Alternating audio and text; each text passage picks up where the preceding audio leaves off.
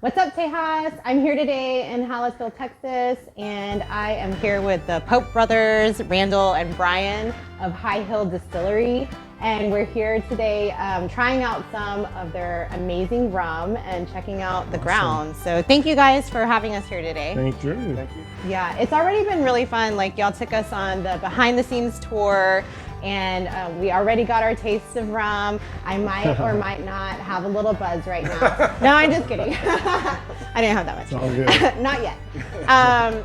But thanks guys again for having us here. We want to hear a little bit about the story of how y'all got started. And obviously we've been talking because we were so excited before the camera started rolling about this, but we want to make sure our viewers know. So either one of y'all can tell us how y'all got started and what made y'all want to do this. Maybe y'all a little bit about your backgrounds. Right. Our oldest brother, Perry, who's not here right now, he's actually on vacation.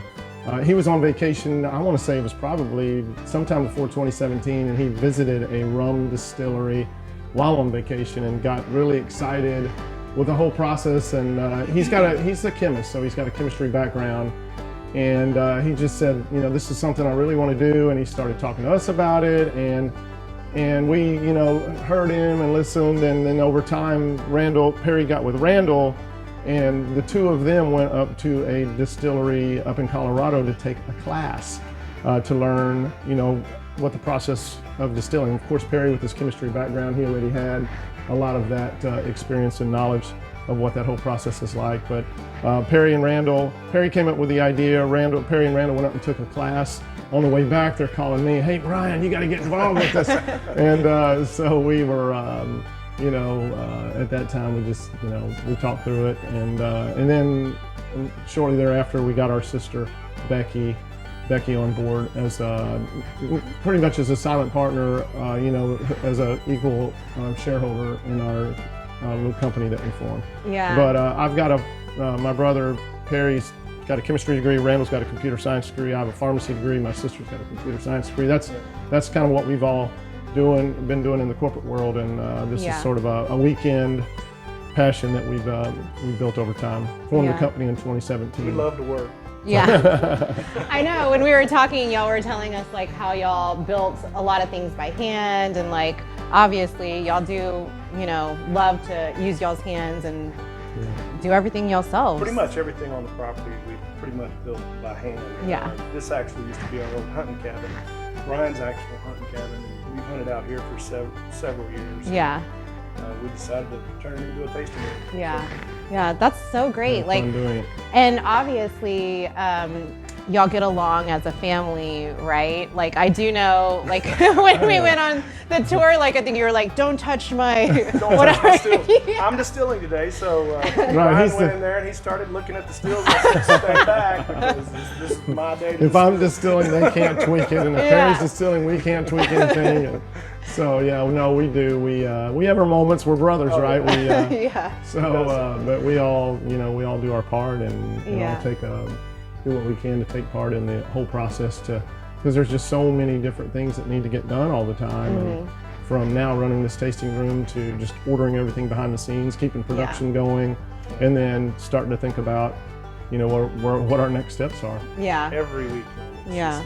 It's nonstop. Yeah. And I know that like Brian and I have been talking a lot for probably 2 months now, and you have been busy, like, and it's just been back and forth, like, "Hey, can we come this weekend or whatever?" And you're like, "Oh, I'm gonna be doing this," and I'm like, "Okay," but finally we're here, y'all. So I'm so excited. Yeah. So what about, like, let's explore a little bit about your products, like what you have here. We went on the tour, like I mentioned before, and y'all have 3 different rums. Can you tell us a little bit about those 3 different rums? Sure. Okay. Yeah. So basically, what we're doing is we're sourcing our ingredients from a private farm out of Louisiana. So we're using rum is made from sugarcane. So we're using primarily sugarcane. We're using some molasses. And what we're doing is we're doing 100% of everything on site here. So, some distilleries can buy alcohol and redistill it, or they can buy it and relabel it. We're doing 100% of our fermentation, our distillation, our barreling, our aging, bottling, and labeling, everything on site here. So 0 infusions.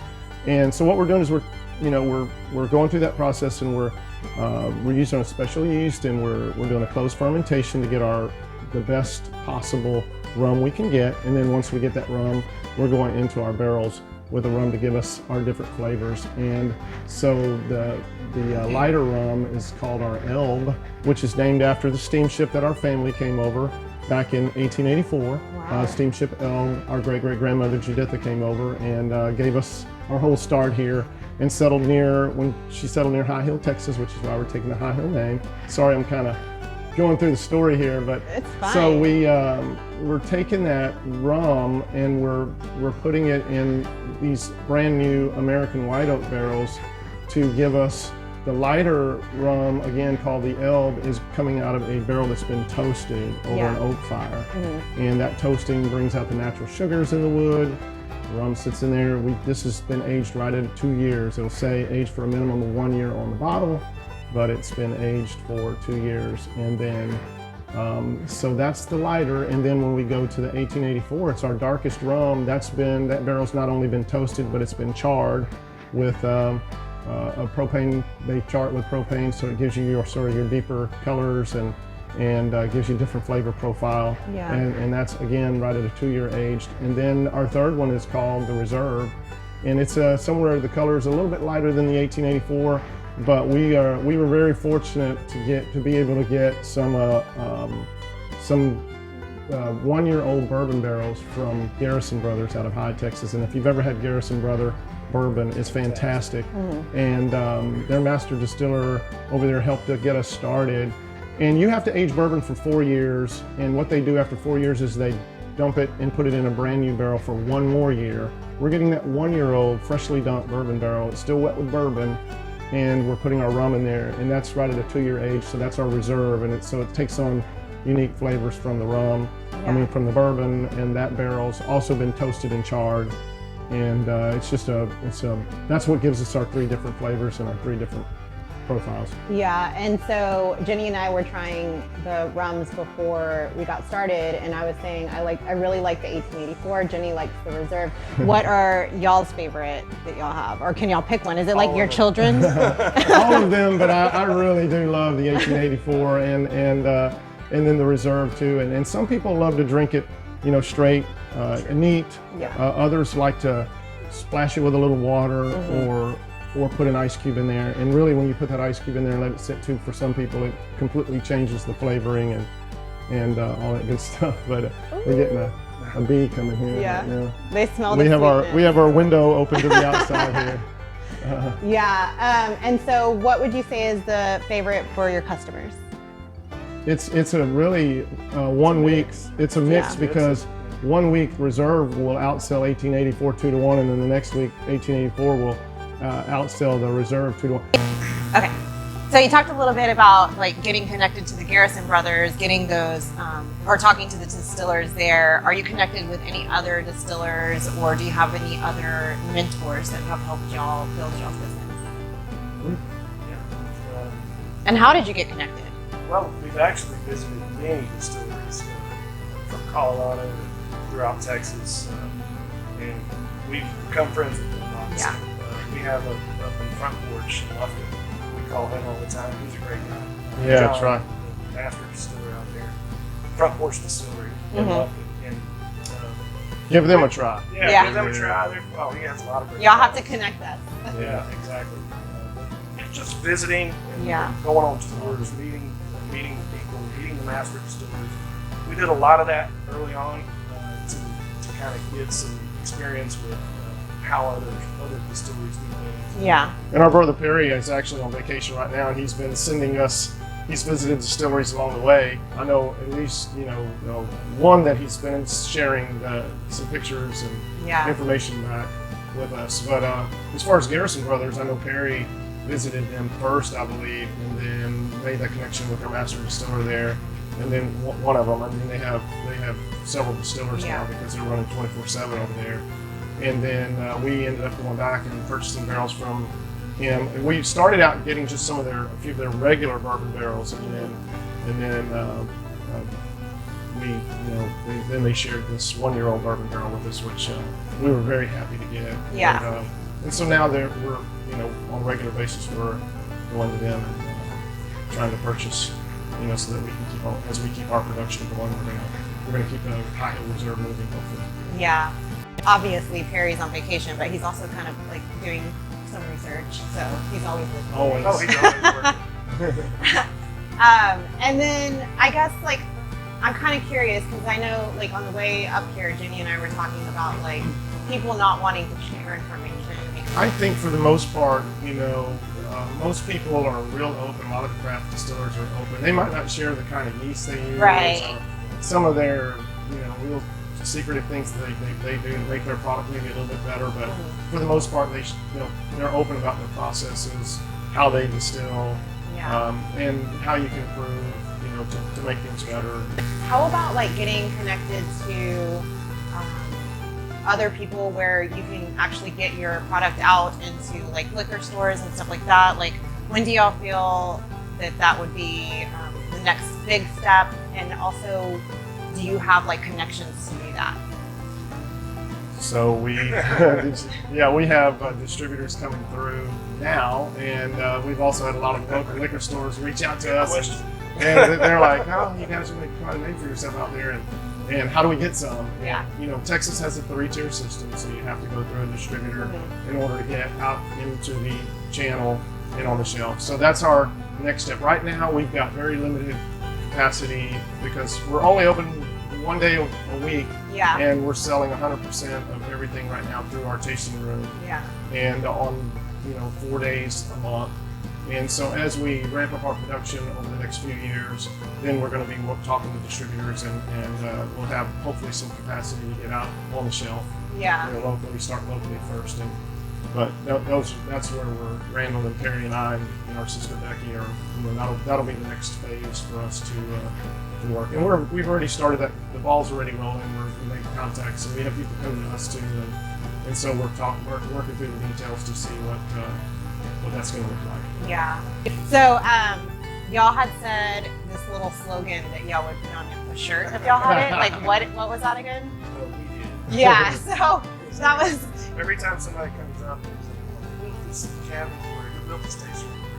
We did. Yeah. We did.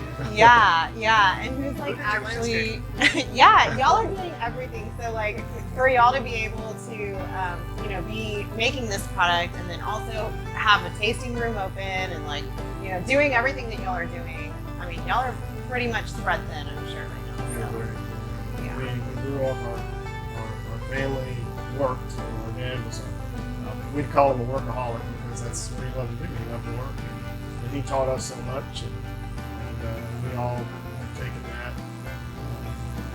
I wish Perry were here right now to be able to speak, because Perry's put in so much too. We all have. They're not happy this time. Very few. As a matter of fact, when's this going to be over? We need to go back to Yeah. We'll make it quick, guys. No. We're good. Yeah, and definitely we're going to have to come back and meet Perry. But it's a fun one. Yeah. And I think that's the thing too. What we found when we're interviewing a lot of the people that we've interviewed, I think we've done like over 50 interviews now. That's one of the things that we're seeing is that people are like leaving what they were doing before because of some life-changing event. It might have been being laid off, or like maybe they lost somebody in their family and they just had this like change that they wanted to do, and they're going and they're pursuing their passion. And I think that that's a good thing to like have something that you actually love, and then actually doing it with family too. I think makes it even better, because I love it, and I can tell y'all like each other. He's on. Yeah, y'all can tell me when the other one's on. He's a lot better when it's on. And I'm going on vacation next week now. And I'll turn it all over to them. So, y'all gotta take y'all's just turn. like we do. We take our turn. No family vacations anymore. So let's talk about attitude. Obviously, I've touched on the family and working with family, and I know that it can be difficult at times. Have y'all faced any obstacles, either individually or as a team, and how did y'all overcome those obstacles? Not really. From the beginning, when we got into this thing, we said we wanted to tried to make the highest quality thing we could. And we all obviously the family, we respect everything. Yeah. We have standard operating procedures that we go through. And everybody works really well. So Yeah. And when Randall said, we made those decisions up front, we said, if we're going to get into this, let's do it right. And let's work with them. Let's bring in some good equipment and let's make the highest quality product possible. And then from there, it's like if we develop a standard operating procedure for something, here's the way we're going to distill, here's how we're going to make the cuts, here's the way we're going to, everything, how the whole cleaning process of how the pot stills, or this is what needs to be done, then it's written. And then we're all in agreement that we need to follow that, right? And so it makes it a lot easier. There's 4 people involved, so we basically 3 out of 4. If 3 out of 4 are good to go one direction, then we're good to go with it. Yeah. For the most part, we come together and pretty much all agree. Yeah. In the direction we want to go. Y'all can also do paper, rock, scissors or something. Oh, we do a lot of that. That's the best way to solve it. You gotta call shoot though. If you don't call shoot. Yeah, exactly. And so out of your siblings, who's the oldest? I think, did you say? Becky. Oh, Becky. Becky's the oldest. Then Becky's, and then Perry's 2 years behind her. About 2 years behind Perry, and then Randall's the baby. He's the he's the young one. That makes sense. No, I'm just kidding.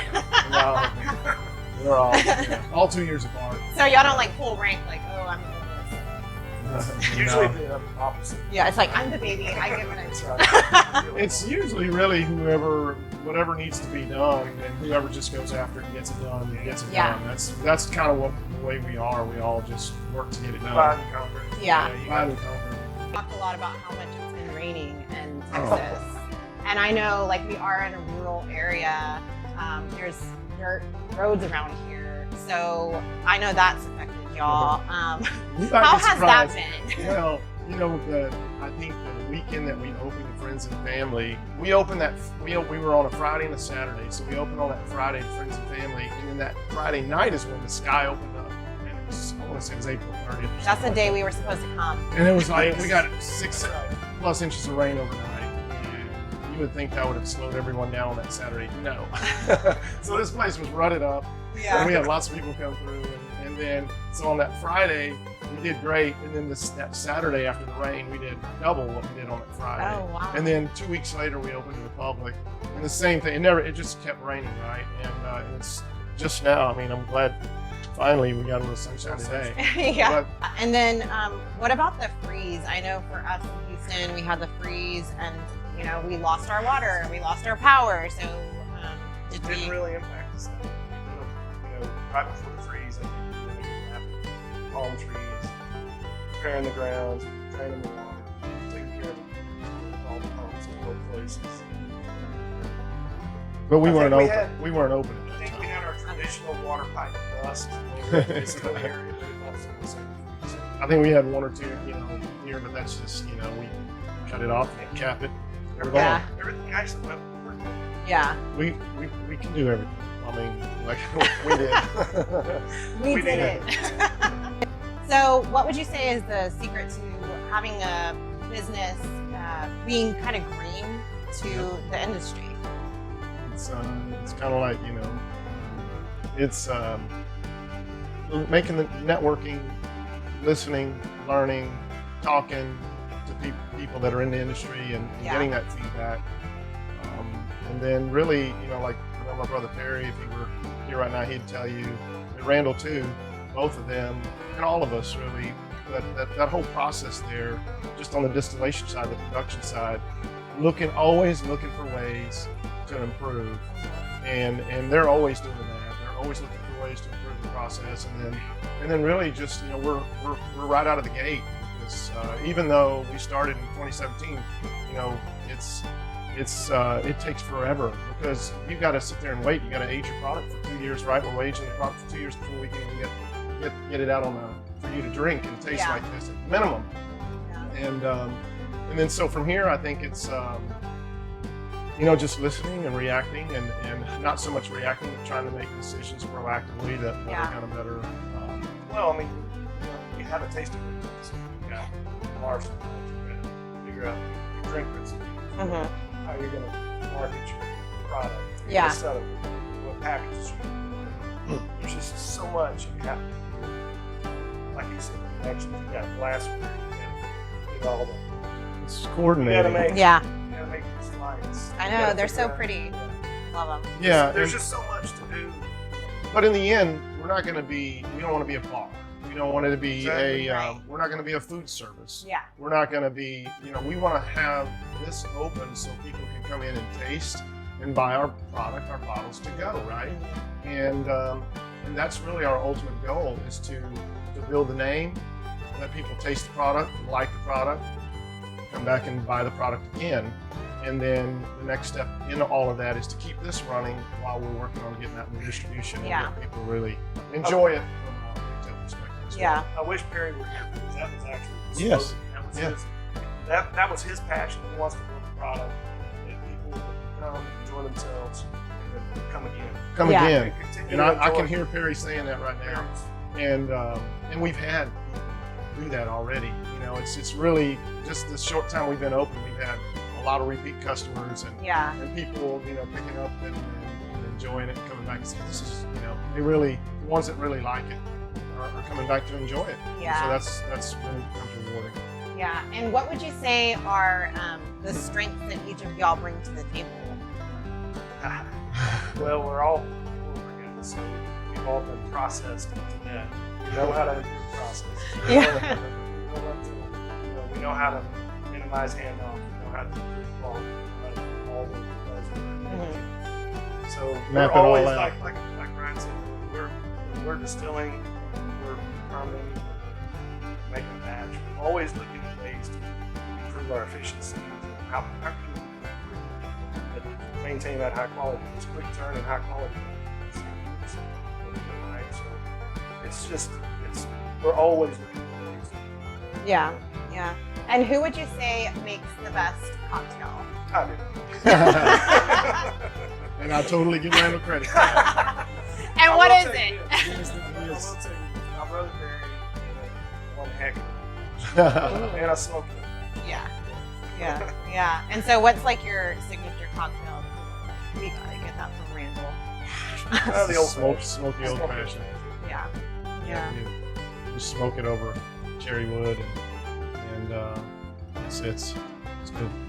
People when someone sees him make one, and they line up. Oh yeah, you open like Pandora's box. You're like, dang it! It's like when people ask the bartender for a mojito, and they're like, oh, I gotta muddle more mints. Like, Right. I know. I'll always tell everybody, okay, everybody in line, turn around, don't watch this. You're like, I'm just gonna go make it back here. We have a lot of fun. Yeah. And so, what days and times are y'all open? Saturdays from 11 to 7. We're going to be open every Saturday from 11 to 7 at this point in time. But you can watch, check our website and or watch us on Facebook. Check our postings on Facebook. And we'll make sure that we drop all of your information down below so that everybody that's watching can have that. We're going to move on to the second part of our interview. There's a second part. Yes. Yes, I know. And basically, you just pick 3 horseshoes. It's called a Texas Trio. You pick 3 horseshoes out of here, and then you answer the question. So you can pick the first one, Randall, and read it out loud. I had my glasses. Here, I can read it for you. I've got mine. What is the Texas State song? Can you sing it? Oh, I'm glad you got that one. Good. Do you know what it is? Yeah. Do y'all know? Texas State song. Texans are Texans. Yes! are See? You can see See, I it. went to Texas. Texans. I'm not going to sing anymore. Hey, you're. Yeah, you are actually. Everybody always says that. That's stars must be the at glasses. night are big and like, yeah, that's not. the That's same. not. So. So then you got to answer this one since I answered it. Name 3 famous people from Texas. Name 3 famous. Yeah, it's your turn. George W. Bush. No, He's not from He- Texas. he's a transplant. He lives in Texas. Yeah. Okay, from Texas. Yes. Yes. Lyndon Johnson, right? Yes. Okay, that's one. I mean, you can name the current governor. I mean, Governor Abbott if you want. I mean, we can name. Are we No, it's from Do you know famous people? Yeah, Let's do you go know back. Do you know any singers or actors? George yes, Strait. George Strait, George Jones, all those singers. Beyonce. Yeah, Beyonce.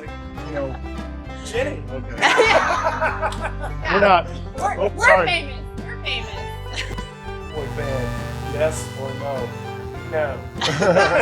Easy. Easy. Get to Texas. All the way. Well, guys, thank you so much. That is the end of our. There's not a third part, so don't All worry. right.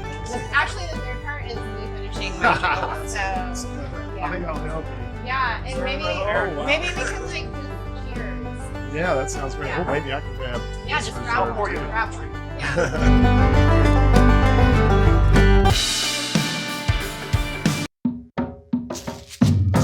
What's up, Tejas? Today is National Vinyl Record Day. So I don't know about you all, but I remember growing up and my parents having a record player and playing some really great jams while we were cleaning, or like during Christmas time, we'd turn on all of our Christmas records that we had, and my favorite was like Elvis.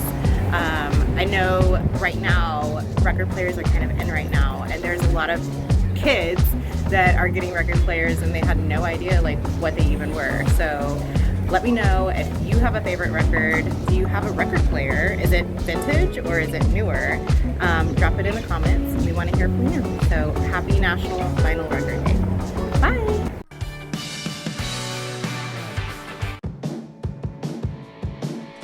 Don't forget to like, comment, and subscribe. Till next time, that's all, y'all.